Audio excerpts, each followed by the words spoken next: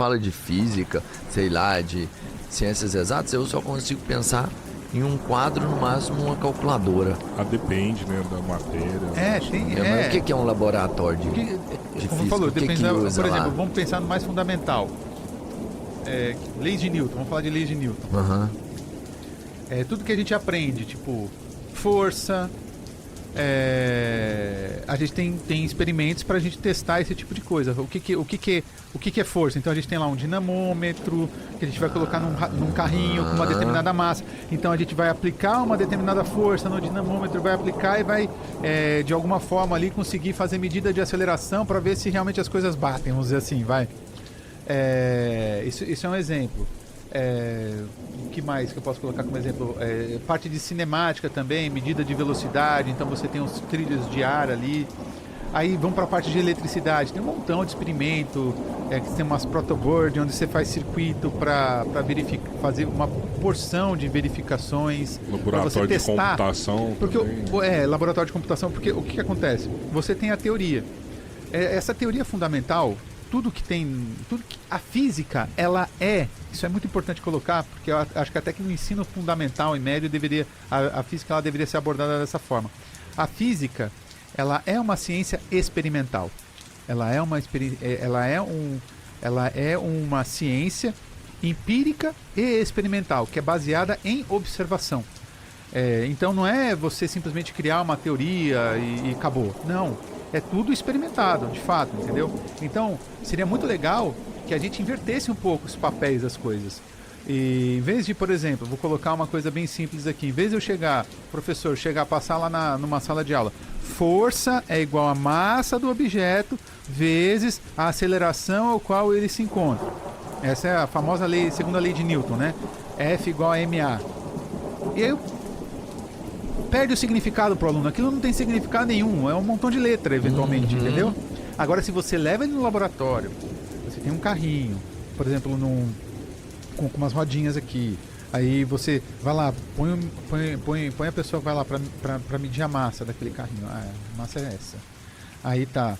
Aí você pega, ele tem um ganchinho aqui, você pega um dinamômetro, que é como se fosse uma balança, sabe balança com mola? Sim. Uma balancinha com mola. Um dinamômetro é uma balancinha com mola. Você mede o peso das coisas aqui, é como se fosse isso.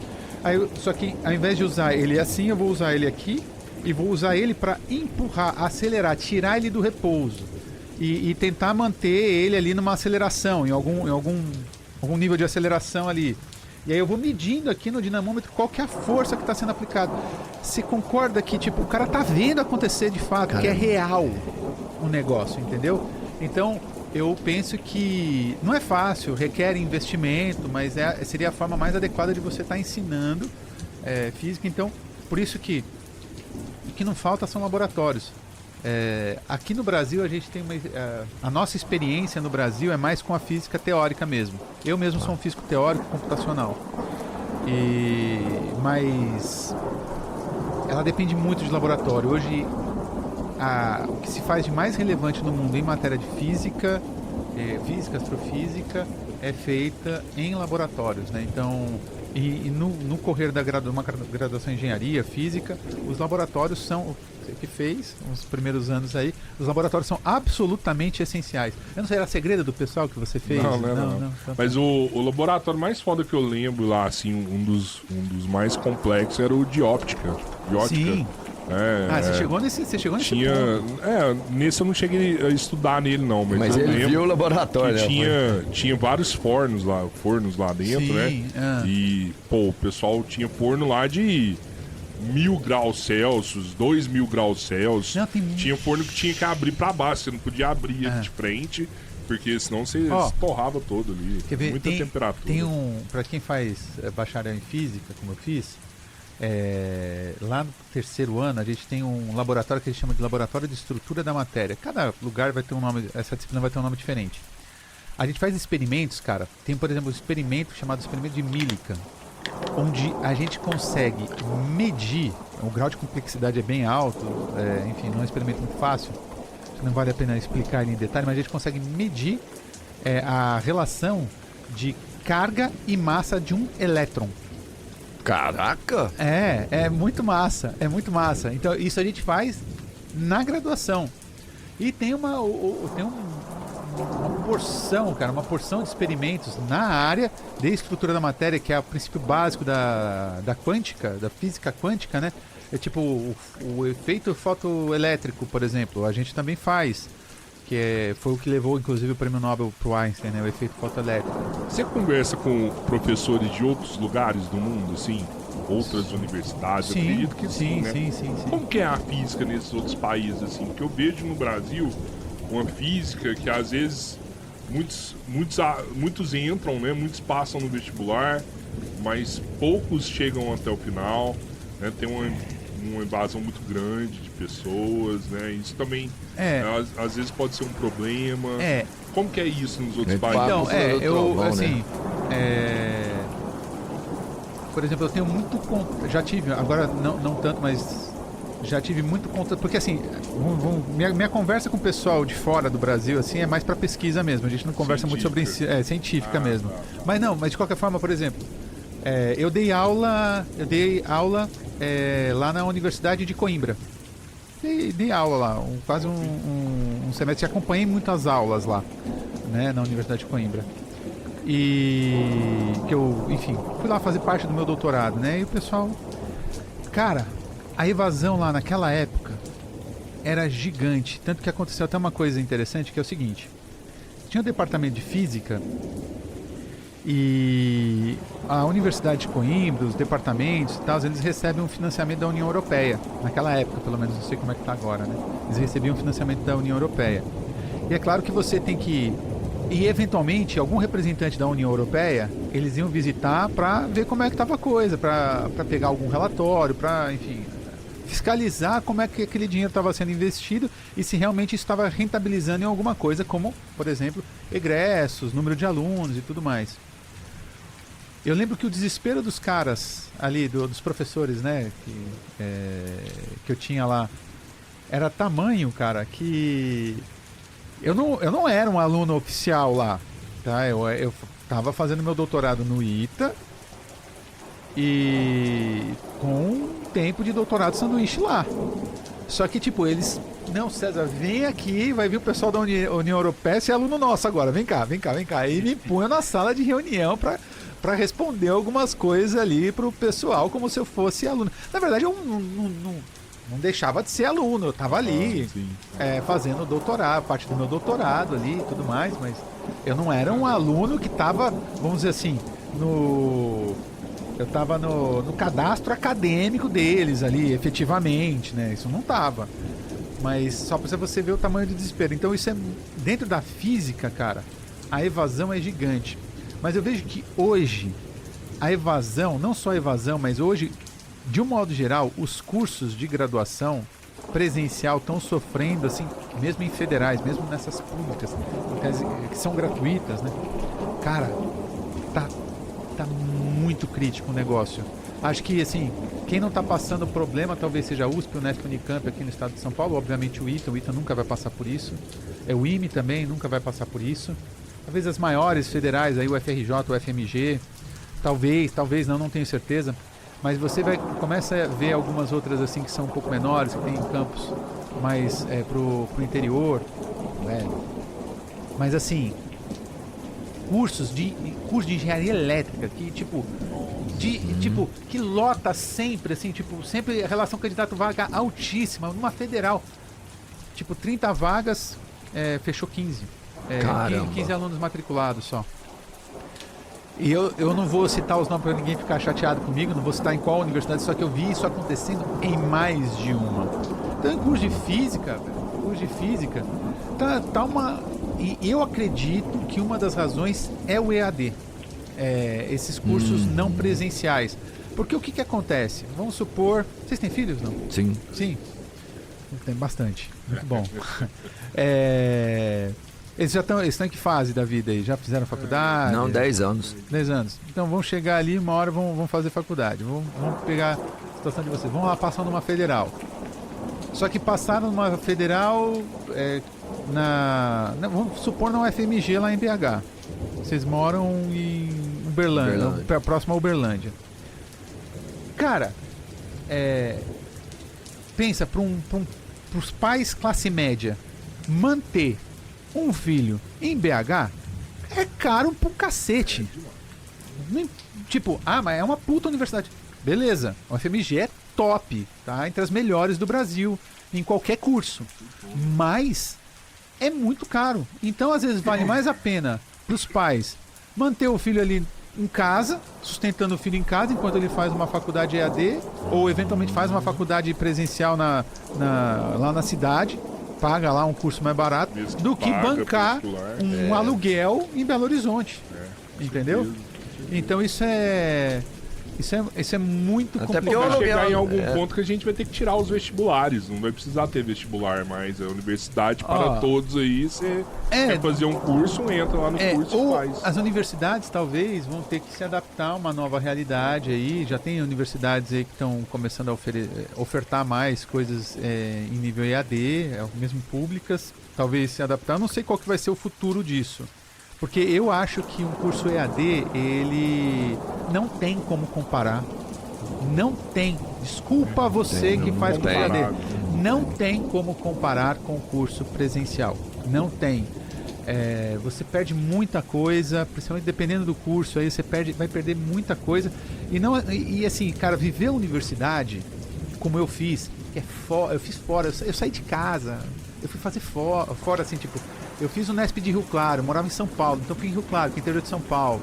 Fui fazer faculdade lá, cara. Então, eu vivi aquilo de um jeito incrível, os melhores anos da vida, assim, sabe? Que eu quero que a minha enteada, que eu tenho consideração de filha por ela, que eu quero muito que ela viva isso, entendeu? Eu quero muito que ela viva uma coisa dessa, sabe? É o laboratório do ser humano mesmo, né? Tipo, a experiência muito mais do que aquele conteúdo. É você viver e você se tornar ali um profissional. É incrível, é uma experiência sensacional. Então, mas eu sei que é caro hoje. Hoje é muito caro. É muito mais caro do que foi pra mim. Meu pai, na época, ele conseguiu me manter. Meu pai não é rico, não. Meu pai é bem classe média, assim, tipo, classe média... classe média mesmo. Média, tipo, que só vai pagar as contas ali. Mas assim, tipo, naquela época, o que meu pai ganhava ali, conseguiu me bancar lá. Mas as minhas irmãs, eu tenho 2 irmãs, as minhas irmãs fizeram faculdade em São Paulo, particular. Aí meu pai dizia, você sai o mais caro pra mim, pra bancar os seus estudos, então você fora,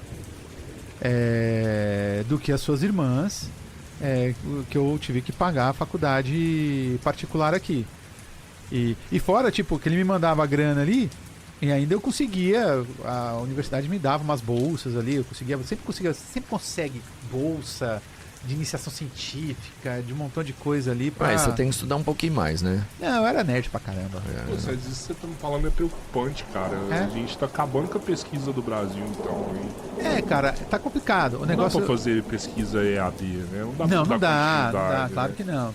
Tem que estar presencial, cara, ali, você tem que fazer parte da universidade pra você fazer pesquisa. O que acontece? Tem que rolar tem que virar política de Estado o investimento em universidades públicas. Eu não acho que tenha que crescer mais, eu não acho que você tenha que... Os últimos governos, né, vou colocar aqui os governos principalmente aí do FHC, o governo do Lula, depois Dilma, né? Eles tiveram uma preocupação, houve um investimento relativamente alto e eles tiveram uma preocupação que eu acho que foi importante em expandir. Eles abriram muitos campi, muitas universidades novas. Acho que hoje o que acontece? Dado o grau de evasão e as universidades, como eu te falei, muitas, principalmente essas que tem campus e interior, multicamp, esses campi no interior, cara, estão esvaziados. Eles estão esvaziados. Tá acontecendo esse problema, de modo geral. Então, o que o governo tem que fazer agora, na minha visão? Não vamos expandir mais, não vamos criar mais nenhum campo de universidade pública. Vamos investir e vamos incentivar. Vamos incentivar, tem que investir, cara. Povoar o que já tem, né? Exato. Você tem que... Cara, o cara passou lá no vestibular, vai para uma universidade, vai, tipo, dá um incentivo. Vamos dar uma bolsa para esse cara aqui, então. Vamos dar uma bolsa.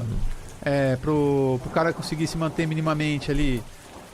Põe meta pra ele, né? A população em geral, assim, as pessoas que vão estar ouvindo isso, vão estar achando um verdadeiro absurdo. Só que, cara, é o seguinte, investimento em ensino especializado, em todos os níveis de ensino, na verdade, investimento em ensino como um todo, e ensino especializado é a coisa que mais pode trazer benefício para o país, pensando como para o futuro do país como um todo, pensando no Brasil, o Estado brasileiro, para o povo brasileiro. Porque a entrega, cara, como eu falei, as universidades federais, devido ao fato de nós, professores de universidades federais, nós somos os professores que temos assim, tipo, temos alto grau de qualificação e assim, por mais que a gente sempre quer ganhar mais, a gente realmente merece ganhar mais do que a gente ganha, pelo alto grau, pela dedicação que a gente tem, a maioria somos dedicação exclusiva, a gente não pode trabalhar em nenhum outro lugar. A gente tá num, vamos dizer assim, a gente tem não uma carga de trabalho é alta, mas a gente tem um trabalho muito mais valorizado no quesito institucional, então a gente consegue entregar muito melhor, então a gente ajuda a formar os melhores profissionais, então dali vão sair os melhores profissionais, os melhores engenheiros, os melhores professores, os melhores médicos, fala qualquer coisa, qualquer profissão, os melhores, sei lá, historiadores, os melhores, tudo, os melhores tecnólogos, tudo vai sair da universidade pública e isso vai fomentar o mercado. E isso vai reverter imposto. Isso vai reverter imposto depois, isso vai ter a entrega de volta. Porque, infelizmente, eu gostaria muito de ver um estudo de uma universidade pública, de uma UFRJ, ou de uma UTFPR, uma UFPR, o próprio ITA, fazer um estudo do seguinte, vamos pegar aqui dos últimos 20 anos, vamos fazer um rastreio de todos, eu não sei se alguma universidade já fez isso, tá? De repente até fez, eu não estou sabendo. Vamos fazer um rastreio de todos os nossos egressos. Vamos ver qual que é a atual conjuntura deles. Vamos investigar, tipo, renda mensal. Quanto que esses caras estão já, desde que eles se formaram, quanto que eles já devolveram em imposto. Cara, sabe o que a gente vai verificar? A gente vai verificar que a coisa tá quase se pagando. E eu digo, não só imposto. É claro, a gente não tem que se contabilizar imposto. Por exemplo, vou pegar o ITA. Cara, o que sai a molecada lá do ITA, lá, o que sai de cara que monta empresa e sai empregando uma galera, porque os caras têm uma cabeça, ainda mais essa geração agora, tem uma cabeça muito empreendedora, assim. Os caras saem pé no peito no mercado ali, cara. A Insider. Não quero fazer propaganda, tô fazendo propaganda aqui, desculpa. Mas é exiteana. Tem uma porrada de empresa famosíssima aí, cara, que é de exiteano. E outras universidades públicas, de onde saem outros profissionais. Cara, os caras saem empreendendo, gerando emprego, gerando tecnologia. Sim, e tem isso também, desenvolvimento tecnológico. Essas pesquisas não servem de nada que vocês fazem na universidade pública. Cara, o arroz que você come na tua casa por conta de fomento de pesquisa da Embrapa. O feijão marronzinho, o feijão carioca que você come na tua casa é resultado de pesquisa da Unesp, se eu não me engano, em parceria com a Embrapa. Vamos pegar coisa bem simples aqui. O combustível, o etanol, o combustível que... cara, nasceu, se eu não me engano, foi lá em Lorena, Lorena, acho que o ITA teve envolvido também, mas o combustível álcool, na época ele chamava de álcool, né? Nasceu lá, e olha hoje. Nasceu no Brasil, em pesquisas feitas no Brasil. E assim, cara, dá pra citar uma porrada de coisas assim, que são socialmente, absolutamente fundamentais na estrutura social que partiram da universidade. Outra coisa também que é muito legal, eu tô falando muito de agro, né? Mas. O agro é foda. Hã? O agro é Não, foda. Olha só, tipo. Teve uma vez uma. Mas é porque é a origem, né? Tipo assim, é primário que vem dali. Não, exato, assim, é mais simples mesmo. É mais simples. Mas não é porque é simples que não foi um estudo complexo. Não, eu digo assim que é mais simples porque é mais fundamental. Tipo, é uma coisa que faz parte do dia a dia das pessoas, né? Sim. E eu tô falando de pesquisa brasileira. Tipo, tinha uma praga que dava em laranja, tipo, que tava acabando com lavoura de laranja. Então foram lá, pesquisadores, agora não lembro de qual universidade, mas universidade pública, que conseguiram fazer um rastreio ali e acabaram com a praga fizeram uma alteração genética na planta ali, que simplesmente conseguiram acabar com a praga e laranja voltou normal, metendo pau ali e tal, beleza. A alta produtividade que a gente tem hoje de alimento. Cara, tudo isso é pesquisa. Tudo isso é pesquisa. Esse microfone é pesquisa. Aqui, onde tem lâmpada LED aqui? Atrás de Tudo você aí, lâmpada LED. é tudo LED, Isso aqui é tecnologia quântica, cara. Quântica? Quântica. Lâmpada LED é tecnologia quântica. Como assim? Pois é, a gente não O GPS sabe. não é? O GPS tem também. Mas sabe onde que tem tecnologia, por exemplo, quântica? No laser. Que a gente nem... Sabe o elevador que tem aqui? Sabe o sensor que tem no elevador que não deixa a porta abrir na tua cara, fechar na tua cara? É tecnologia quântica aquilo. Sim, cara. Eu acho que as pessoas não sabem o que está relacionado com quântico não, hoje. Não sabem. Então, a minha primeira pergunta era isso. Quântica, né? O que é a física quântica? Porque quando a gente fala de física quântica, pra mim, cara, me vem uma coisa tipo um filme. Tipo um filme daquele lá que tem um Doutor Estranho que ele abre portal pra todas as dimensões. Foi a forma como os filmes fala, caramba, mano, quântica é muito louco, entendeu? Não. É uma coisa que tá no nosso dia a dia, como eu falei, entendeu? Eu falei de lâmpadas LEDs. As lâmpadas LEDs, elas têm a base de funcionamento numa coisa que a gente chama de diodo. Eu esqueci o nome daquilo. Acho que, se não me engano, é diodo. Que tem como base de funcionamento semicondutores, que é tecnologia quântica, essencialmente. Não vou ficar me detalhando ali, porque senão, a galera não vai nem entender. Mas, por exemplo, como eu falei, o sensor do elevador, não só o sensor do elevador, mas qualquer controle remoto ali, tem como base de funcionamento um efeito que a gente chama de efeito fotoelétrico. Que basicamente o que acontece? Você incide luz numa placa de aço, por exemplo, uma placa de ferro, dependendo da frequência dessa luz, e a frequência vai dizer a energia dessa luz. A gente sabe que luz, no entendimento da quântica, são pequenas partículas que a gente chama de fótons. Todo mundo já ouviu falar disso, certo? Então esses fótons chegam, dependendo da energia deles, eles excitam o elétron, que está composto naquela placa ali, e geram corrente elétrica. E é por isso que esse tipo de coisa funciona. O que acontece? Um controle, por exemplo. Eu aperto, você está gerando uma luz, está gerando um raio de luz numa frequência muito específica que vai excitar o elétron que está lá no compartimento do portão, certo? Que vai, a partir que a luz chegou, essa luz chegou lá, esse fóton chegou ali, vai excitar o elétron, vai gerar corrente e vai abrir o portão. Isso é quântica e ninguém sabe como está no dia a dia. Isso é quântica. Se não fosse o Einstein, lá em 1905, descobriu o efeito fotoelétrico, que foi o primeiro passo ali para a física quântica, a gente não teria nem essa tecnologia hoje. Qual foi o físico que você acha que mais contribuiu para a humanidade? Cara, difícil falar. Pode falar mais de um? Não. Você quer um? Pode. Tá, pode. Seu professor sua opinião, de física, eu não sei se pode ser uma questão de opinião também ou não. Pode, isso é realmente. Mas, cara, é que realmente foram muitos. Mas é difícil alguém bater o Newton, né? O Isaac Newton. Por mais que eu seja muito fã do Einstein, né? É difícil alguém bater o Newton. Porque eu vejo os físicos ficarem nessas dúvidas, assim, sabe? Tipo, entre Newton e Einstein. Assim. Eu já vi o físico defender os dois aqui. Mas assim, cara, pode falar. Não, porque o que eu queria saber? Porque os dois realmente são os mais evidentes, assim, Sim, né? São. Mas eu já ouvi falar que muito do que a gente usa hoje, em quase tudo, ainda é Newton, que a gente ainda não consegue usar tudo que Einstein entregou. Exatamente. Porque essa é excelente percepção. Tudo que a gente está olhando e observando dentro do nosso nível aqui, que a gente chama de esse nível macroscópico aqui,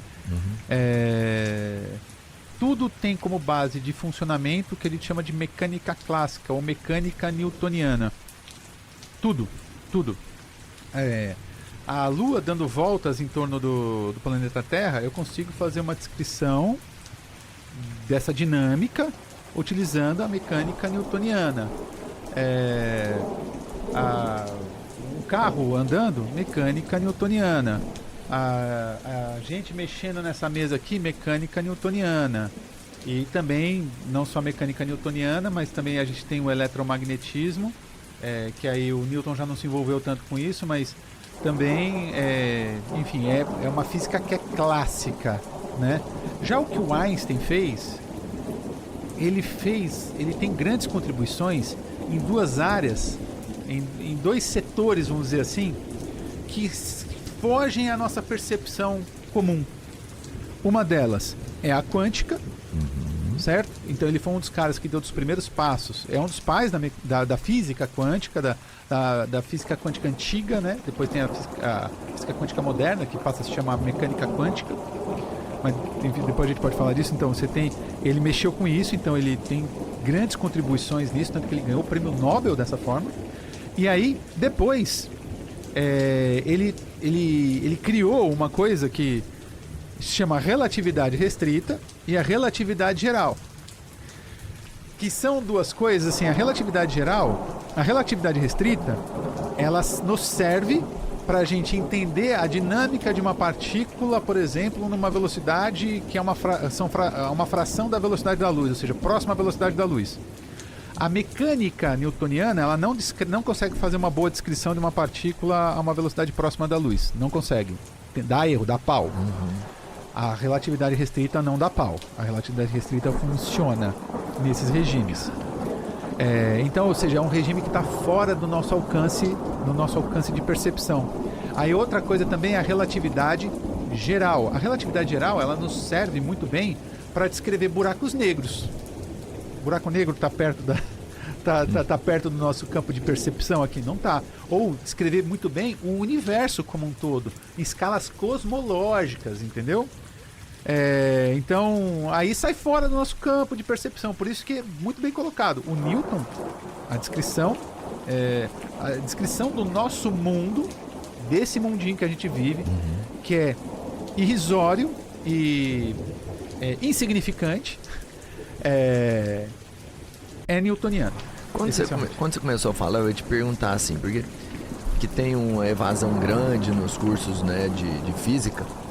É porque eu imagino que quando você começa a fazer física, meio que você falou do laboratório, eu falei assim, cara, quando você começa a enxergar o que é um fenômeno, né, o que a física é de verdade, é quase impossível você não se apaixonar pelo que você tá... Cara, é como se fossem passos de mágicas que você começa a desvendar a mágica ali. Não, eu sei esse truque, que não é um truque mais, isso aqui tem toda uma explicação lógica. Cara, isso é muito louco.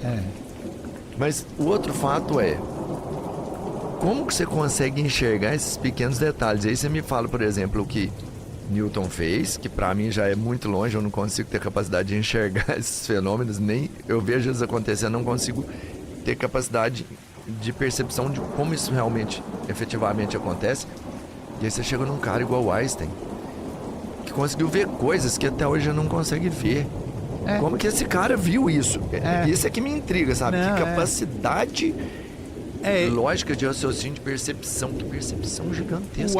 O Einstein, ele é um grande gênio, assim, porque ele levou a ciência a um outro patamar de percepção, de fato.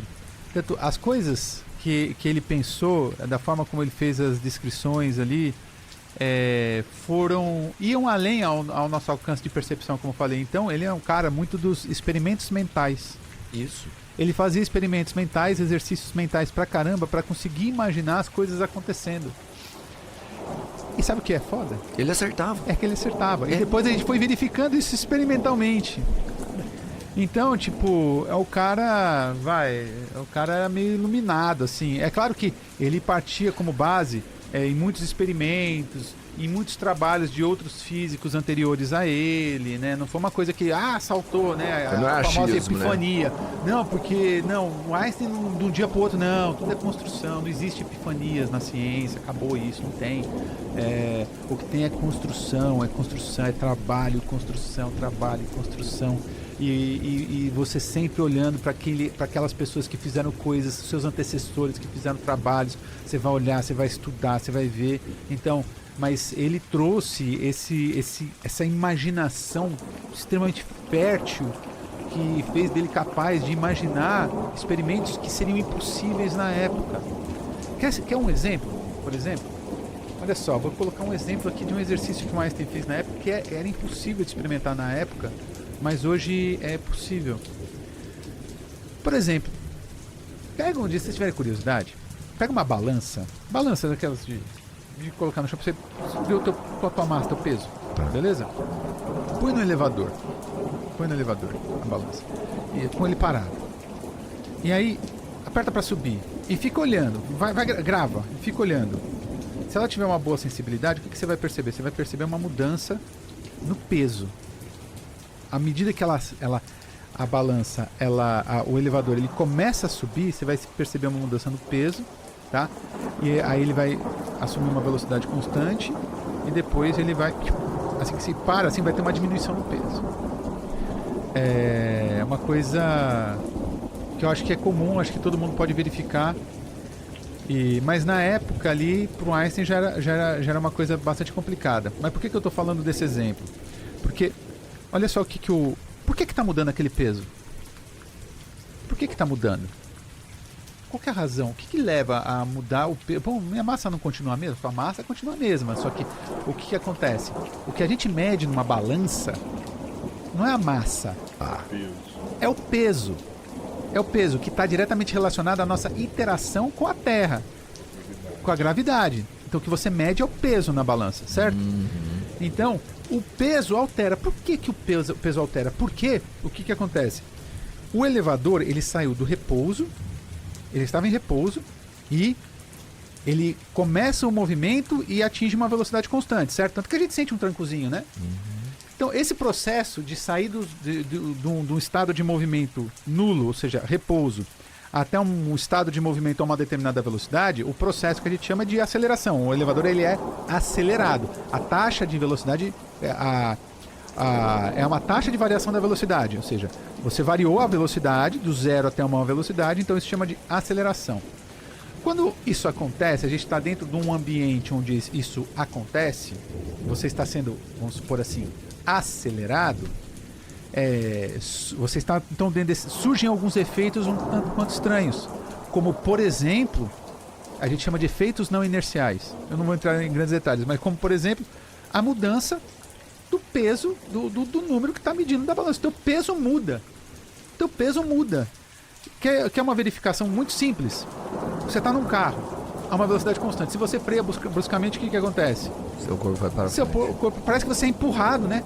Parece que surge uma força fantasma, né? Parece que surge uma força do nada, assim, uma força aparece e te empurra para frente. Como nada me empurrou, só o carro que parou. Por que isso está acontecendo? Porque você foi freado, você mudou o seu valor de velocidade. Você mudou, então isso fez com que o seu corpo se projetasse para frente, como se uma força invisível, fantasma, existisse dentro do carro que te empurra, certo? Mas na verdade, o que acontece de fato é simplesmente porque o teu corpo ele tem uma tendência a se manter, sempre ele vai ter a tendência a se manter num movimento a velocidade constante, a uma determinada velocidade. Então quando você está num ambiente e simplesmente esse ambiente é frenado, o teu corpo quer manter aquela velocidade que estava anteriormente, então ele vai ser projetado para frente. Ou quando é acelerado, você gruda, né? Acelerado muito bruscamente, você gruda. É porque você estava parado, o teu corpo quer manter aquele, é o estado dele. Então ele vai te empurrar para trás, você vai ficar isso. Agora, o que isso tudo tem a ver com Einstein, né? No fim no caso é a inércia, no caso aí, né? Que é de Newton. Mas vem o pulo do gato do Einstein. Não contava. Porque o que acontece? Agora, vamos se colocar. Eu só quis fazer essa introdução porque, exato, isso é inércia, isso acontece devido ao efeito de inércia e o fato de eu estar num referencial que a gente chama de não inercial. Quando o referencial está acelerado, o carro está acelerado, ele dentro dele ali, eu dentro dele, estou num referencial que a gente chama de não inercial. Porque surgem esses efeitos esquisitos, mas é justamente o efeito de inércia. Agora, qual que foi o pulo do... Olha o que o Einstein conseguiu pensar, observando todas essas coisas. Se ponha dentro de um foguete. Na época não tinha foguete, então ele se colocou dentro de um elevador, né? Dentro de um elevador que naquela época existia. Se ponha dentro de um foguete, ou se ponha dentro do elevador, como eu falei aqui, que muda, né, o valor da balança. E agora, pega esse foguete, para ficar mais fácil para você, pega esse foguete e começa a acelerar ele a uma velocidade, a uma aceleração parecida com a aceleração gravitacional da Terra, certo? E você tá ali. Se você não tiver nenhuma janela no entorno, você não vai saber, você não vai conseguir distinguir Você não vai conseguir distinguir se o seu foguete, o foguete onde você se encontra, ele está sendo acelerado ou se você está sob efeito de um campo gravitacional. Você não tem como distinguir isso. Se o foguete estiver acelerado, por exemplo, a aproximadamente 9,10 metros por segundo, 10 metros por segundo ao quadrado, que é a aceleração gravitacional aqui, você não vai conseguir distinguir. Você vai conseguir andar na nave como se estivesse andando na Terra. É meio estranho isso, né? Mas é o que acontece. Vocês assistiram Interestelar? É o melhor filme que eu vi nos últimos tempos. Você assistiu? Uhum. Vocês lembram naquele final que tem o nome técnico daquele é cilindro de O'Neill? É onde o povo tá indo morar, naquela coisa cilíndrica, grandona? Eles estão no espaço, não estão? Eles estão lá no espaço, certo? Sim. Mas eles andam normalmente, né? Verdade. Eles estão ali normalmente. Mas cadê a gravidade? Não tem nenhum... Eu não estou num planeta. Cadê a gravidade ali? Por que as pessoas andam como se tivesse... Tem um momento que mostra, né? Todo o cilindro grandão ali, as pessoas jogando beisebol, a criançada jogando beisebol, as pessoas andando normalmente. Como é que é isso? Por que isso acontece daquele jeito ali? Porque o cilindro de O'Neill, ele está girando. Ele está sempre rotacionando, sempre girando. E esse giro gera um efeito que é bem comum às pessoas, que é o efeito centrífuga. Esse efeito centrífuga mantém as pessoas grudadas na superfície. Na superfície. E isso se equivale a uma força gravitacional. Então o Einstein conseguiu imaginar tudo isso naquela época. E pensa que é extremamente contraintuitivo. Então o que ele mostrou é o seguinte, que um referencial acelerado é equivalente a campo gravitacional. O cara tirou isso da cabeça. Isso é bizarro. O cara conseguiu tirar isso da cabeça. Quer um outro exemplo? Estação espacial. Tem gravidade na Estação Espacial Internacional? Não. Mas como é que então a Estação Espacial está dando voltas em torno da Terra? Tem gravidade. Há gravidade. Por isso que ela está em órbita em torno da Terra.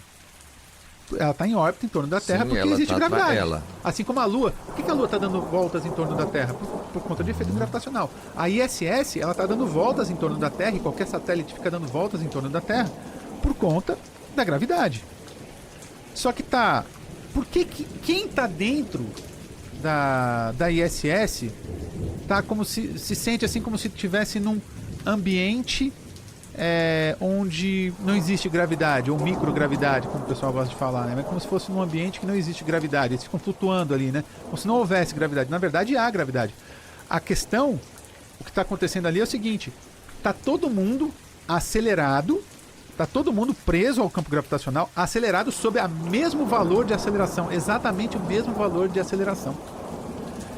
Então, a mesma aceleração ao qual a nave se encontra é a mesma aceleração ao qual os tripulantes lá dentro se encontram. Então você tem esse efeito aparente de não existência de gravidade. Tem muita gente que tem alguns experimentos, tem um pessoal que gosta de fazer esses passeios. Isso dá pra fazer na Terra. Você pega um avião, acelera ele muito pra cima, sobe, aí você chega num ponto assim, você faz faz uma curva assim, começa a cair assim. Então você faz uma parábola assim, você vai subindo. Aí você chega aqui e começa a fazer isso aqui. Vocês já devem ter visto, tem muitos famosos que vão nesses aviões para experimentar a sensação de não gravidade. Simulando a gravidade, então, é de ambiente sem gravidade, sem precisar ir para o espaço. Então eles fazem isso aqui. Isso acontece por quê? Por conta de efeito centrífugo que anula o efeito gravitacional naquele local. Não que anula, mas você tem uma aparente, dentro daquele referencial, você tem uma aparente sensação de que você está tendo anulado o efeito gravitacional. Tudo isso foi em Einstein. Se tem uma gravidade ali onde os satélites estão, por que eles continuam em órbita ali? Por que eles não caem? Isso é legal. Vou dar explicação. E essa explicação é de Newton, tá? Olha só. Se coloca em cima de uma montanha, da montanha mais alta que você conseguir imaginar, tá? Sei lá, pense uma montanha muito alta, bem mais alta que o Everest. E esquece a resistência do ar, tá? Então você tá lá, ou você foi com um foguete a uma determinada altura ali. Aí você vai começar a fazer o seguinte. Então eu fui com um foguetinho aqui, tá? Tô com um foguetinho essa altura aqui. Eu vou lançar uma bola com canhão. Vou lançar uma esfera com canhão. Se eu dou um impulso muito baixo, o que vai acontecer? Vai acontecer isso aqui, ela vai cair, certo? Agora, se eu aumento o impulso, coloco mais força nesse impulso, então a velocidade de partida dela é maior. O que vai acontecer? Ela vai cair também, só que vai cair um pouquinho mais pra cá, certo? Então imagina agora a Terra aqui, tá? Imagina a Terra. Tô tentando buscar alguma coisinha aqui pra... Tem uma bola aí, não? Bom, enfim, tudo bem. Mas imagina a Terra aqui. Imagina a Terra. Então tá aqui. Então eu fui... joguei a bolinha. Ela caiu aqui. Agora eu joguei com um pouco mais de velocidade. Ela vai cair aqui. Não, então eu vou aumentar um pouco mais a velocidade. Então ela vai cair aqui. Ela vai cair um pouco pra cá. A Terra é redonda, né? Então eu vou jogar com mais velocidade. Então ela vai cair aqui. Agora eu vou aumentar mais a velocidade. Ela vai cair aqui. Eu vou aumentar ainda mais a velocidade. Tem uma velocidade limite ao qual ela vem. Você lançou, ela vem. Dá uma volta, ela vai chegar aqui com a mesma velocidade. Vai dar uma volta, vai chegar com a mesma velocidade. Vai dar uma volta. É exatamente o princípio de lançamento de satélite. O que os VLS fazem? O que os lançadores de satélites fazem? Você tem um foguetinho aqui, você vai lançar. E aí o que acontece? Eles vão chegar numa determinada altura e eles vão numa trajetória horizontal, uma trajetória paralela à superfície terrestre, tá? E aí nesse momento eles vão atingir uma determinada velocidade, que é muito conhecida, é tudo muito controlado, e aí eles vão soltar o satélite.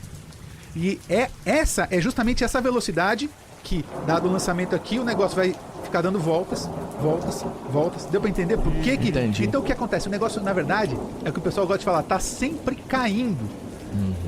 Tá sempre caindo. Só que o que acontece? Só que ele tá numa velocidade tão alta, dado a altura, isso também tá relacionado à altura, ele tá a uma determinada... Só que ele tá numa velocidade tão alta, tal que ele simplesmente não cai efetivamente para a superfície, fica dando voltas. E aí essa velocidade é constante, não tem aceleração.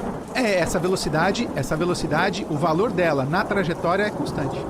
É porque é aquela mesma situação de quando você atira alguma coisa para cima, a velocidade que ele sai diminui até chegar no ponto zero e ele cai com a mesma velocidade final. Isso. Na verdade, é o que você falou, ele tá sempre caindo, porque a hora que ele chega aqui, ele continua caindo sempre. Né? Vai continuar caindo sempre. Então ele vai a mesma velocidade sempre. Vai ficar dando voltinha. Esse experimento, na verdade, foi pensado.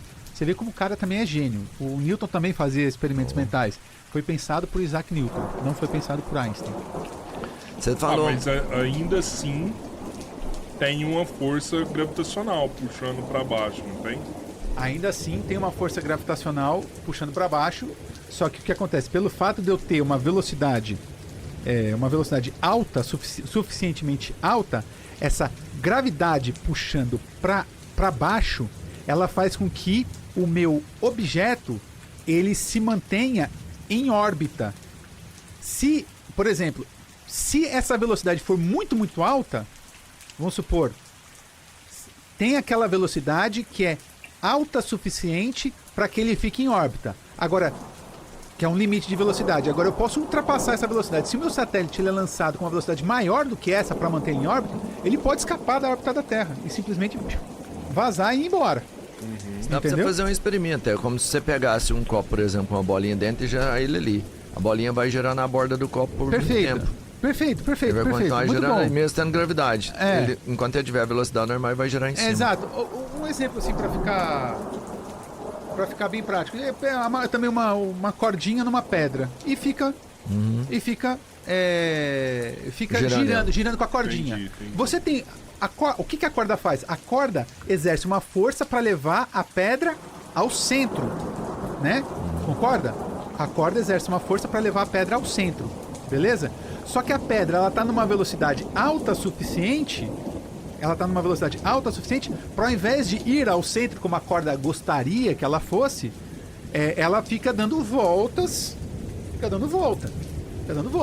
Então a gente diz, do ponto de vista mais técnico na física, você já deve ter ouvido falar, essa força ela age como uma força centrípeta. Então é uma força que age como força centrípeta, que mantém o objeto em trajetória circular. Nesse caso, a gravidade no satélite age como força centrípeta. Não sei se será que ficou complicado pro pessoal entender? Não, eu acho que todo mundo... Eu entendi, então eu imagino que a maioria da galera entendeu. Porque se eu entendi, a galera entende também. Você falou mais cedo do fóton, que é tipo é uma das menores partículas de luz, não é? O fóton. Sim, o fóton é uma partícula de luz. Exato. O teletransporte é parte da física quântica? O teletransporte, ele pode ser parte da física quântica, sim. Por que eu te pergunto isso? Porque parece que o primeiro teletransporte já aconteceu e foi de um fóton. Isso realmente existe? Cara, isso sai bastante... Sim, aconteceu de fato. Aconteceu mesmo. Mas isso está muito mais relacionado a uma coisa que talvez... Não sei se vale a gente entrar, porque é extremamente complexo. Tá muito relacionado com uma coisa que a gente chama de emaranhamento quântico. Que é uma coisa assim de um grau, ou seja, não é que o fóton ou a partícula tenha sido, de fato, saiu de um lugar e apareceu no outro. Não, na verdade, a informação daquela partícula, ela saiu de um lugar e apareceu instantaneamente no outro lugar. Por conta de um efeito que a gente chama de emaranhamento quântico, que é... Aí a gente vai... Aí é bizarro. Quer dizer que o Robertinho vai teletransportar um dia. Não, acho muito difícil. Não dá pra tirar a matéria daqui e colocar em outro lugar. Eu acho... E olha que eu sou assim, luz, vamos dizer assim que... Eu acho muito improvável. Aquelas coisas meio Star Trek e tal, Star Wars. Eu acho muito improvável que a gente consiga qualquer coisa, a não ser que realmente a gente domine num nível esse tipo de tecnologia. Mas eu acho improvável. Qual o estudo mais promissor que tem hoje lá dentro do ITA, que é a universidade onde você está? Cara, tem, assim... Deve ter vários, né? Não, tem muitos mesmo, porque, tipo, lá você tem várias engenharias. E aí eu não me envolvo tanto com as engenharias, eu me envolvo mais com a física. Dentro da física e também o pessoal da engenharia eletrônica está envolvido, existem estudos bem promissores aí que envolvem tecnologias quânticas, né? Então, desenvolvimento de sensores quânticos,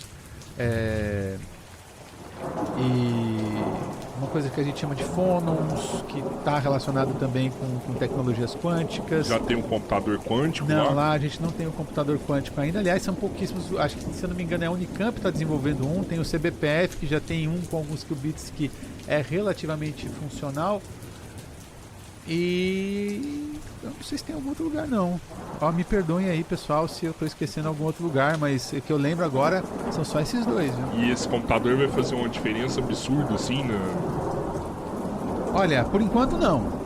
Por enquanto, acho que muita gente fala, né, dos computadores quânticos, que os computadores quânticos vão quebrar verdadeiros paradigmas. Só que vai quebrar até o Bitcoin, vai quebrar o Bitcoin, vai pegar tudo lá. Vai acabar com tudo. Não, mas na verdade o que acontece?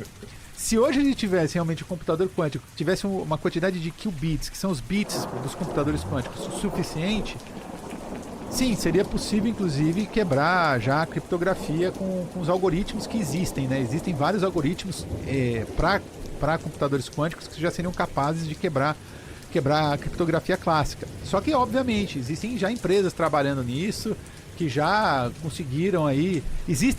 Já existem hoje criptografias quânticas. Ou seja, que você não vai... Que o computador quântico, portanto, não vai conseguir quebrar, porque já é uma criptografia quântica.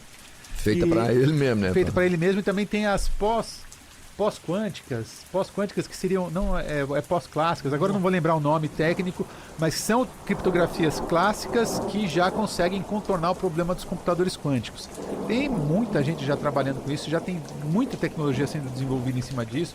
Os computadores quânticos realmente vão trazer, assim, eu acredito que em matéria de 20 anos aí, vão começar a surgir aí computadores que vão quebrar paradigmas realmente. Da mesma forma que um dia, vamos colocar a coisa dessa forma, a internet veio e quebrou paradigmas, né? Ela mudou tudo, a internet mudou tudo depois que ela se popularizou, vocês concordam? Acho que todo mundo concorda. Mudou tudo, mudou a estrutura social completa. Acho que vai ser o novo paradigma. Hoje a IA está fazendo isso, está começando a mudar tudo, a IA está só começando. Já está mudando coisa pra caramba, já está mudando a estrutura social. A IA já está criando-se bolhas de IA, de empresas, criando empresas de IA, criando novas empresas de IA, que criam novas empresas de IA, e a coisa está bombando, IA está bombando, já está quebrando verdadeiros paradigmas do ponto de vista social mesmo. E aí com os computadores quânticos, você pensar numa IA quântica, e eu tenho um aluno de doutorado que está trabalhando com isso, a gente concepção de IAs generativas quânticas. Caramba, mano. Doutorado que está fazendo isso. Cara, o bicho vai pegar, entendeu? Vai assim, o negócio vai ficar feio não, vai ficar bonito, sei lá. Então, mas uma IA quântica, vamos imaginar, isso é... Me perdoe o termo para quem for religioso, isso é acima de Deus. Cara, é bizarro. Eu não sei a que ponto esse negócio. Eu não consigo fazer uma projeção a que ponto isso vai chegar. É imensurável. Pode ser, dependendo da quantidade de qubits que a gente tiver, o quão acelerado vai ser aí o desenvolvimento dos computadores quânticos, né? As IAs já estão A IA por si, computador clássico, já... Assim, cara, o negócio está desenvolvendo demais, assim. E isso que vocês veem, em geral, vê, assim, do ponto de vista que se popularizou mais, são essas IAs generativas, é só a pontinha do iceberg, tá? É só a pontinha. O que tem por detrás daquilo tudo, as aplicações... E, cara, eu aplico Como IA assim? que... Tipo, o que a gente tem contato é ChatGPT, Grok, qual que é o nome daquela japonesa? Chinesa, desculpa. DeepSeek, dentre outras aí, né? Que geram várias coisas e tudo mais. Isso eu digo que é só a pontinha do iceberg, porque a gente não sabe, na verdade, pessoas que trabalham com desenvolvimento desse tipo de coisa, que já estão resolvendo há muito tempo problemas já muito antigos. Já vem trabalhando com isso há muito tempo. Eu já tenho colegas que trabalham com redes neurais desde o ano de 2000. 2000? Mais de 20 anos? Mais de 20 anos, já trabalhando com redes neurais. E isso tem aplicação, por exemplo, eu trabalho com IA, eu trabalho com redes neurais e outros tipos de IA aplicado no contexto astrofísico. E a gente desenvolve, então a gente eu não, né, mas os meus alunos muito, né, eles desenvolvem técnicas de IA para resolver problemas muito específicos, né? A gente pensa muito nessas IAs generativas que resolvem tudo, dão resposta para tudo, mas quando a gente vai um pouquinho mais embaixo, quando você vai trabalhar um pouquinho mais do desenvolvimento, você vai ver que já tem IA para resolver coisas que você nem imagina, e que essas IAs generativas elas não vão resolver, na verdade, porque elas trabalham muito na superfície, né? Já tem IA resolvendo problemas assim, por exemplo, já tem IA desenvolvendo novos materiais que a gente não conhece, e tem IA desenvolvendo isso.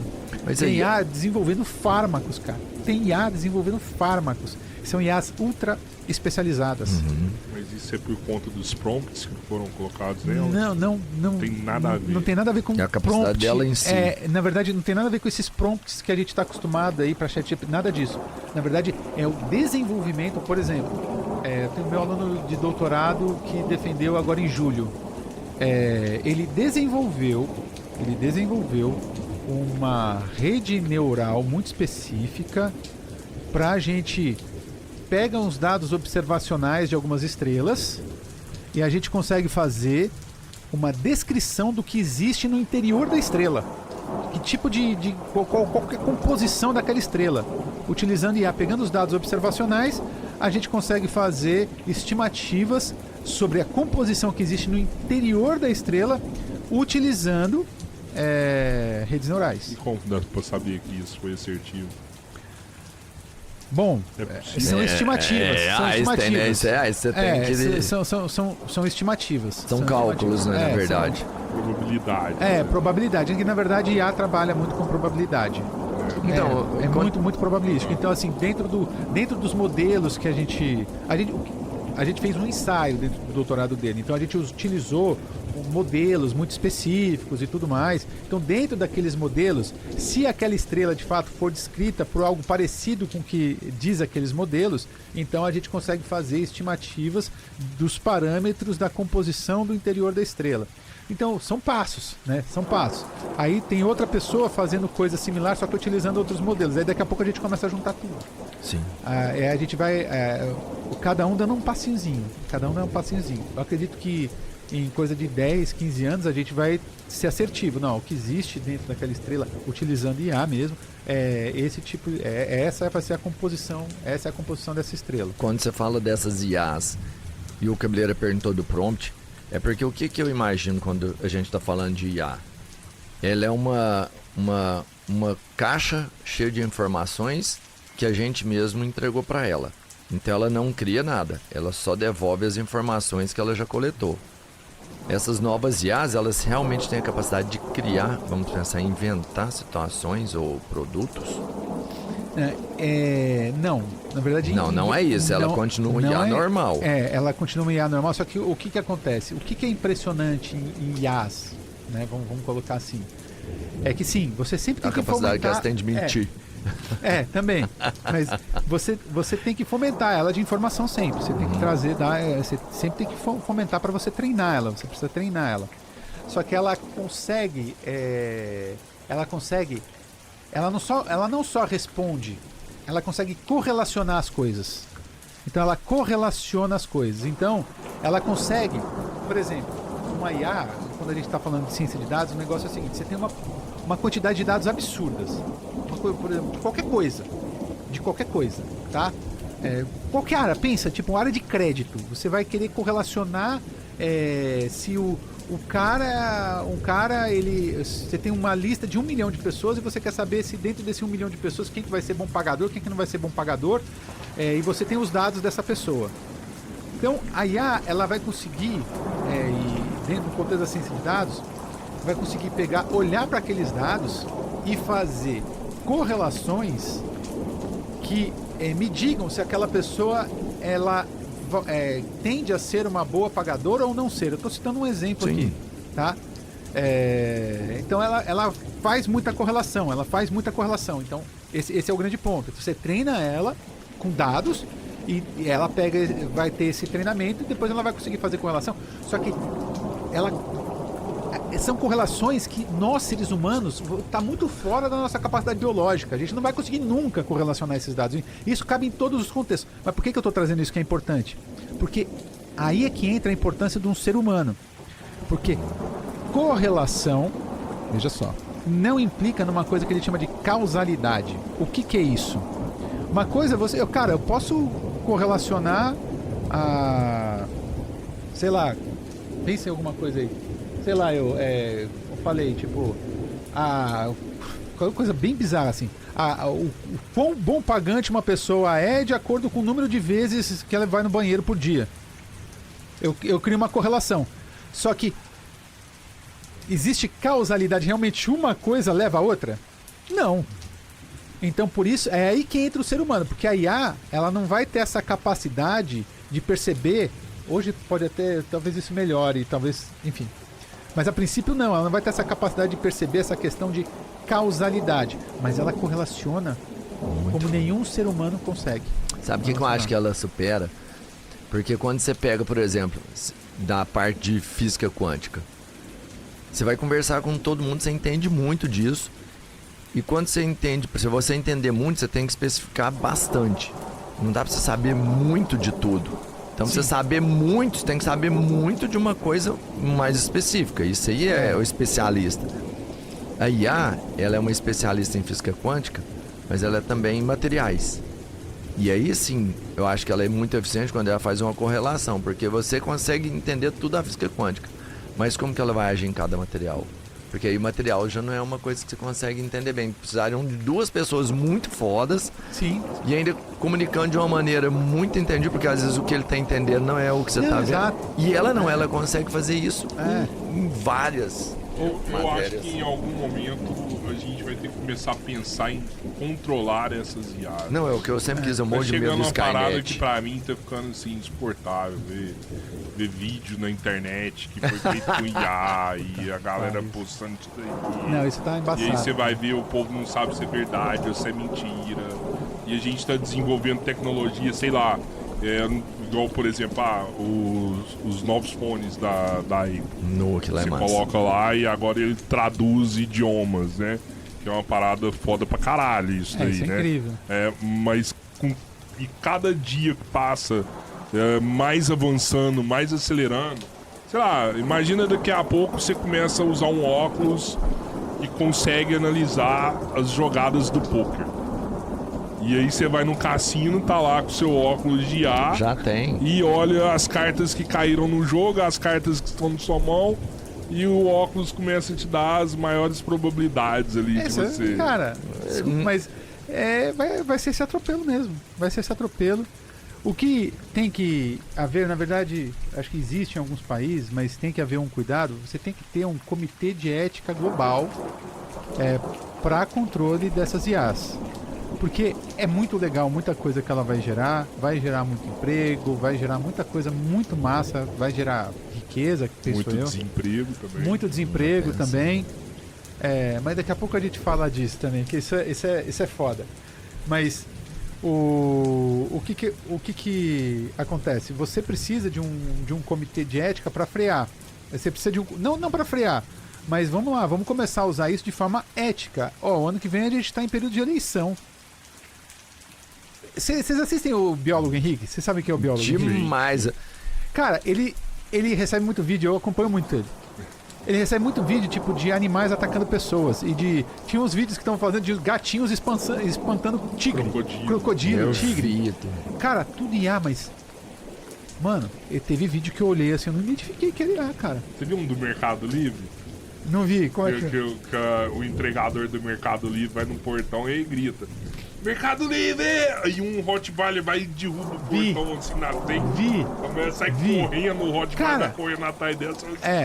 Aí ele faz toda uma análise, acho que ele deve ter uma equipe, faz toda uma análise ali, e ele fala, não, isso aqui é IA, mas ele sempre fala, olha, a partir do ano que vem, vai ser impossível identificar o que é verdade dentro desses vídeos e o que não é. E eu acho isso muito perigoso. Tinha que haver uma curadoria, tinha que haver um cuidado com isso. Isso não é censura, cara. Isso é simplesmente questão ética. Porque agora, por exemplo, eu tô com o rosto na internet. Vocês então nem se falam. Aí, isso já aconteceu esse ano. Não colocaram já Romário falando de político, várias pessoas William falando... Bonner vendendo produto pro cabelo. Várias pessoas fazendo coisa que elas não fizeram. Agora, isso pode? Não pode, cara. Não tem liberdade de expressão que esteja acima de uma questão ética grave. Isso não pode acontecer. Então tem que haver um controle com relação a isso. As pessoas têm que entender que elas não podem sair fazendo esse tipo de coisa e pronto, porque... E isso eu não entendo nada, mas eu imagino que não seja uma coisa extremamente complexa ou difícil de ser feito. Por quê? Cara, fez um vídeo na IA, ele tem que ter todo vídeo de IA, e é só você fazer uma programação que eu imagino que é básica, tem que ter um selinho ali no canto. Tem que ter um selinho no canto. Sei lá, sabe, alguma coisa assim, que é uma prova d'água. Mas hacker não consegue burlar isso aí, cara. E vai ter. Mas aí você já diminui demais. Porque se for o hacker, realmente é um bandido, e o bandido, esse é do crime. Esse é do crime, exato. Agora, a grande maioria das pessoas, 99%, não são. E o cara tá usando, às vezes vai fazer uma merda, sabe, vai, sei lá, gerar pânico, vai fazer uma coisa qualquer por causa de um vídeo idiota que ela colocou ali. Sabe, você já diminuiria bastante, né? É sobre minimizar o dano.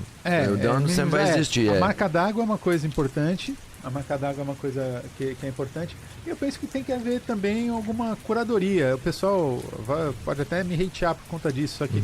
Eu penso que, tipo, é aquela coisa que a gente estava conversando antes aqui sobre o que a China está fazendo lá com relação aos divulgadores científicos, principalmente de temas mais sensíveis.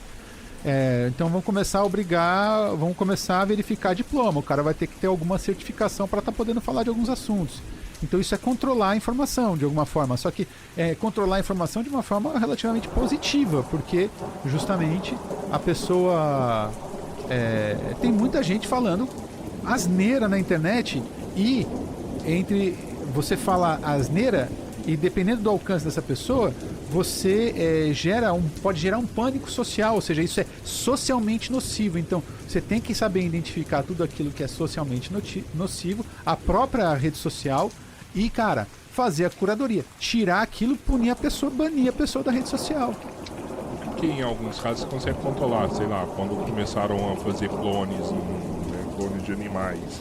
Os caras estabeleceram regras, não pode clonar pessoas humanas. Que não garante que isso não aconteceu, mas eu acho que é mais fácil de você controlar porque o Estado está muito próximo, sim, né? Agora, imagina controlar IA. Em breve, sei lá, vai aparecer uma Deep Web só de IA, onde você vai poder pagar ali para, quero que você faz esse serviço para mim aqui. Só que mas foi o que ele falou, tipo, nem todo mundo, a massiva da população não sabe nem como acessar uma Deep Web, assim, vamos colocar assim. Apesar que tem muita gente que classifica já o WhatsApp como Deep Web, né? Porque você não tem curadoria nenhuma na informação que é trocada ali, verdade, né? Pode ser. Você não tem, tipo, qualquer informação chega, então tem que começar essas Big Techs, a Meta, e dentre outras. Cara, os caras têm plena condição de manter uma rede de bilhões de pessoas conectadas. Você acha que os caras não têm condição de fazer uma curadoria, que é uma minoria de coisas que aparecem, de uma curadoria daquilo que é informação socialmente nociva? Tem, os caras conseguem, fazer uns filtros ali, os caras conseguem. Com a IA hoje dá pra você fazer isso, né? A IA faz pra você, ué. Não, a IA faz. Por exemplo, o cara é divulgador científico, vamos colocar. Não, o cara se coloca, vai lá, você tem o status lá, divulgador científico. Pelo menos fazer uma verificação. Então, você é divulgador científico? Beleza. Então, foto do diploma. Do diploma da certificação. Eu vou lá, coloco, eles vão lá, identificam, beleza. E eles vão me dar uma verificação de divulgador científico certificado. Não pode... Aí outros divulgadores científicos que não têm certificação, não... Tudo bem, você quer ser divulgador científico? Tá, mas você não vai ter essa certificação de pessoa diplomada no... E toma muito cuidado com o que você vai colocar, porque a gente vai estar fazendo a curadoria. E se você colocar merda, a gente vai apagar a tua conta. Da mesma forma, tipo, o cara que é certificado, o cara que tem diploma fala merda, tipo um médico anti-vax, cara, na boa, esse cara tem que ir preso. Enfim, falei de anti-vax aqui, mas poderia citar diversos exemplos.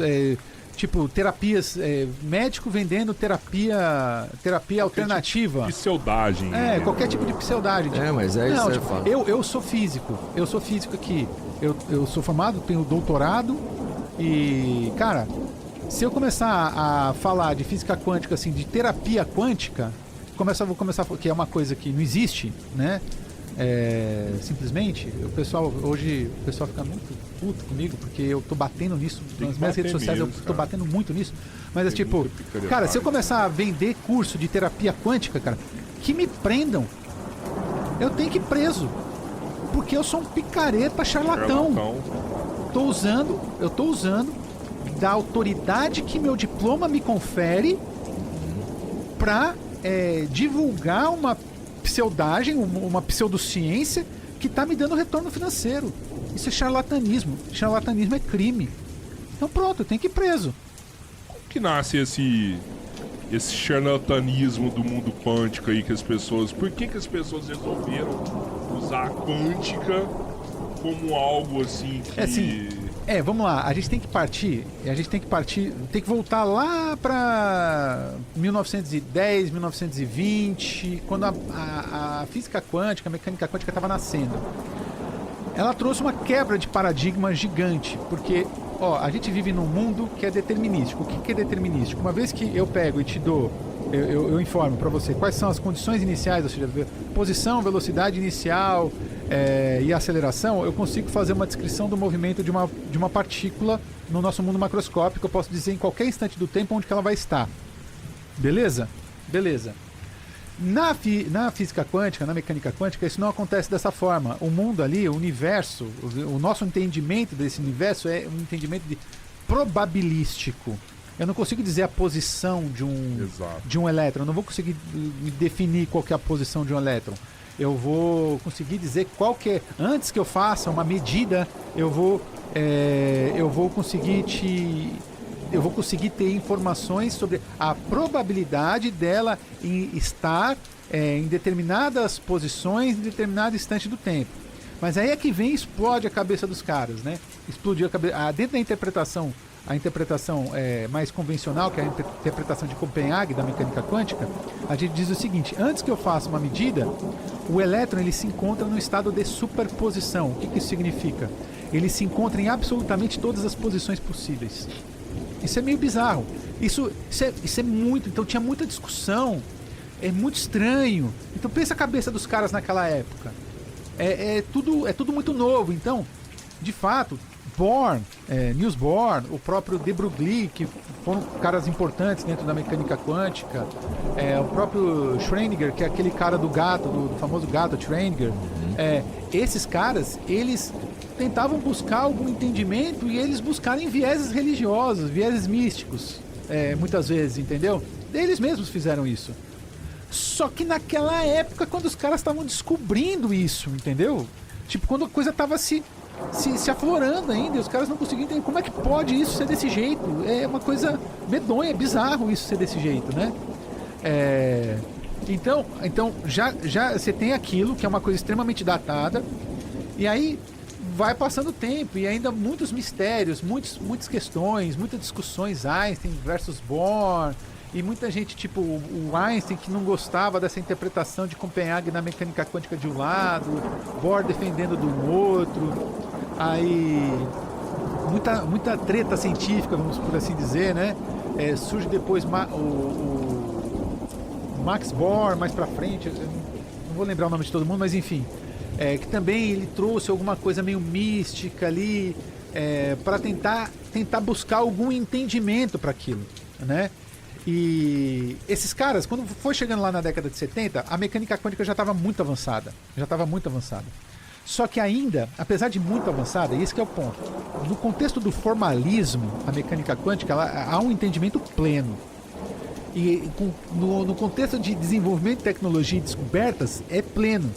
Então a coisa funciona muito bem, a gente consegue desenvolver muita coisa, muito formalismo. É uma coisa foda, assim, a gente consegue... É a teoria mais bem sucedida que existe na história da ciência. Só que, tipo, cara, a parte da interpretação ainda, ela vai a questões filosóficas, entendeu? Você tem questões filosóficas envolvidas, só que filosóficos acadêmicos. O problema é que teve um período em que o pessoal mais, lá na década de 70, o pessoal mais bicho grilo ali e tal, aquele pessoal mais New Age, começou a, sei lá, fazer interpretações tanto quanto inadequadas de um famoso experimento, que é o experimento da dupla fenda, que há uma grande confusão com relação a esse experimento, né, ou do funcionamento desse experimento, e eles começaram a inventar, trazendo uma interpretação completamente equivocada desse experimento, eles começaram a inventar de que nós seríamos então capazes de mudar a nossa própria realidade com a força do pensamento, com a minha força do pensamento, porque esse experimento basicamente na cabeça deles é o seguinte: se eu observo, eu que escolho qual que vai ser a natureza do elétron, se ele vai estar agindo como onda ou se ele vai estar agindo como partícula. Eu, ser pensante e consciente, que vou determinar isso aqui no experimento. O que está errado, não é isso. Mas se você observar o elétron, ele muda. Não é observar, é medir. São duas coisas muito diferentes.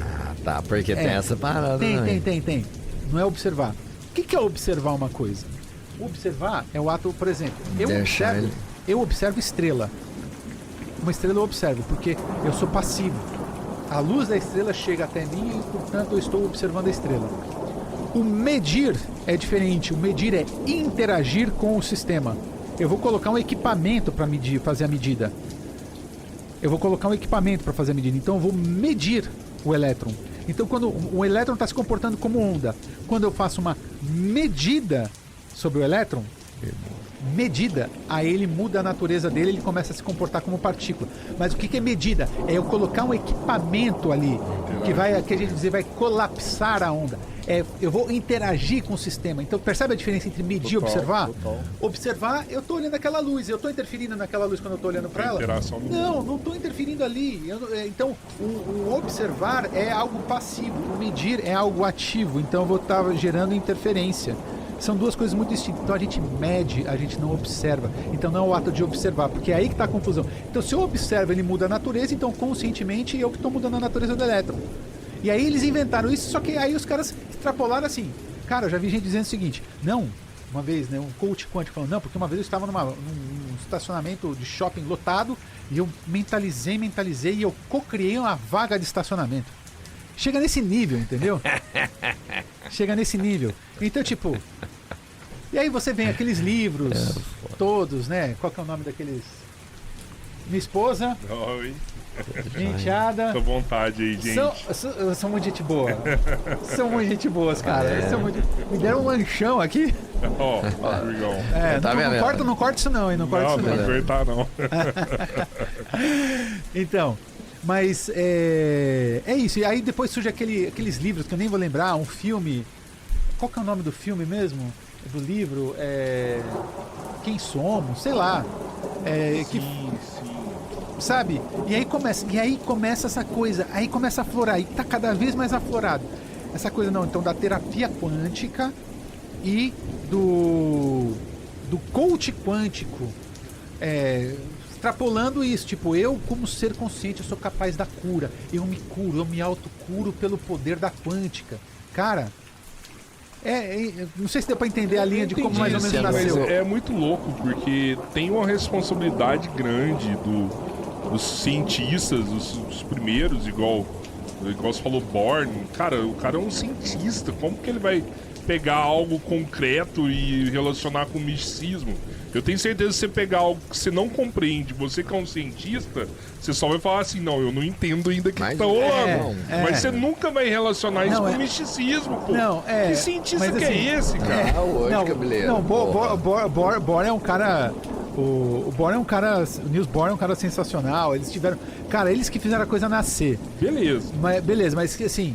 O que a gente tem que sempre parar pra pensar é o seguinte. Isso aí eu até falei numa palestra TED... que eu dei recentemente, é o seguinte, cara. Sobre construção científica. Toda hipótese científica, ela pode estar carregada dos vieses de seus propositores. Toda hipótese científica. Só que o método científico, ele filtra essas hipóteses, mantendo somente aquelas que tiverem melhor correspondência com a realidade, com os fatos, com os dados observacionais. Então, assim, tem várias histórias, por exemplo, de Einstein. O Einstein, ele acreditava que o universo era estático e temporalmente infinito. Por quê? Por uma questão de viés, ele não acreditava que o universo pudesse ter sido criado. Aí houve um grande embate entre Einstein e o Lemaitre, que era um padre belga. E ele já achava que o universo poderia ter sido criado, porque ele era um padre, e... Portanto, ele acreditava que por conta disso o universo estaria em expansão, porque uma vez que o universo está em expansão, significa que amanhã ele é maior do que hoje, e que hoje ele é maior do que ontem, e que ontem ele é maior do que antes de ontem, e assim vai até você chegar num átomo primordial no universo, que recorreria a um princípio do universo e, portanto, uma criação. Então você percebe como há um carrego de vieses aí? Então aí foi só ali em 1929 que o Edwin Hubble, né, que é um astrônomo muito famoso, fez a medida e de fato percebeu que o universo pôde medir ali e verificar que o universo estava em expansão. O padre estava certo. O padre estava certo. O Einstein estava errado. Então, mas o padre viajou na partícula ali da criação. Mas assim, ele estava certo, o universo estava em expansão, mas o fato são dois vieses carregados, são duas hipóteses carregadas de vieses. Então, nós, acima de qualquer coisa, eu, cientista e todos os cientistas, nós somos seres humanos e a gente acaba levando um pouco desse viés, eventualmente, para a mesa. Só que a gente está protegido, porque a ciência não é... Nós, cientistas, não somos a ciência. A ciência é uma coisa muito ampla, que tem como base um método científico, onde todas as hipóteses, absolutamente todas as hipóteses que eu, como cientista, venha a criar, ela vai ser testada e comparada com outras hipóteses e a minha hipótese, com o tempo, ela vai ser descartada, eventualmente, porque realmente verifica-se de que... Então, por isso eu não julgo essa questão de viés. É humano. Mas, de fato, o que acontece hoje? Hoje a gente tem um conhecimento sobre física quântica, mecânica quântica, tamanho que, como eu falei para vocês, lâmpada LED, estamos na era dos computadores quânticos, estamos chegando na era dos computadores quânticos, das tecnologias quânticas. Esse aqui é o ano das tecnologias quânticas. ONU e Unesco estabeleceu esse aqui o ano das tecnologias quânticas. O Prêmio Nobel de Física foi para a área de tecnologias quânticas. Então, olha em que nível que a gente está. Então, essa é uma coisa é você fazer uma discussão, uma coisa é você pensar numa discussão de cunho filosófico acadêmico, onde pessoas que entendem de fato de física quântica, mecânica quântica, estão discutindo essa questão ainda de interpretações. Existem pessoas fazendo trabalhos muito sérios na discussão de interpretações da mecânica quântica ainda, e tá tudo bem.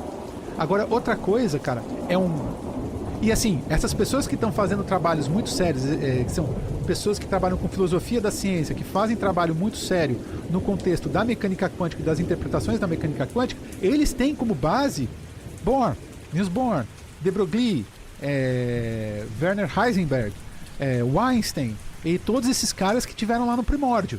Então uma coisa é você fazer essa discussão, outra coisa é um coach ou um terapeuta quântico fazer afirmações absolutamente categóricas sobre algo que é absolutamente irreal, que não é cientificamente comprovado, e trazer para as pessoas como verdade um tipo de posição que é absolutamente datado.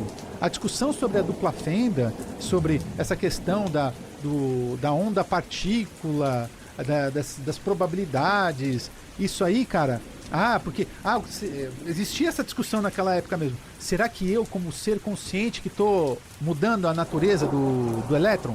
Será que é a minha consciência que está fazendo isso?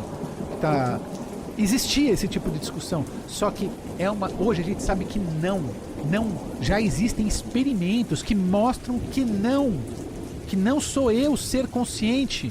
Não é o ser consciente que muda a natureza de nada. Então, é uma discussão datada. Existem, como eu falei, de cunho filosófico. Existe sim discussões acadêmicas, e tá tudo certo. Tem mais que discutir tudo que a gente puder discutir e revisar, a gente tem que discutir. E por isso que a filosofia dentro da ciência ela é muito importante, porque ela sempre pega aquela ciência pregressa e traz ela de volta aqui para a gente rediscutir coisa, porque às vezes lá atrás a gente pode ter cometido erros lá atrás, enfim. Muito importante. Aí só finalizando, agora o que não é